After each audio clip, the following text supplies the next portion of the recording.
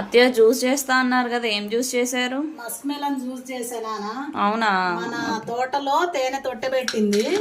ఇది స్పెషల్ గా తీపిచ్చి మన ఇంట్లో కానీ వాడుకుందామని తీపిచ్చాము. తేనె తొట్టె ప్యూర్ హనీ అన్నమాట. ఇది ప్యూర్ హనీ. అసలు ఇలాంటి హనీ ఖరాబ్ కావట్లేదు అంటే మనం ప్యూర్ హనీ అయితేనే మంచిగా ఖరాబ్ కాకుండా ఎక్కువ రోజులు ఎన్ని రోజులైనా ఉంటది. మనం చక్కెరకు బదులు మంచిగా జ్యూస్ లో హనీ వేస్తున్నా.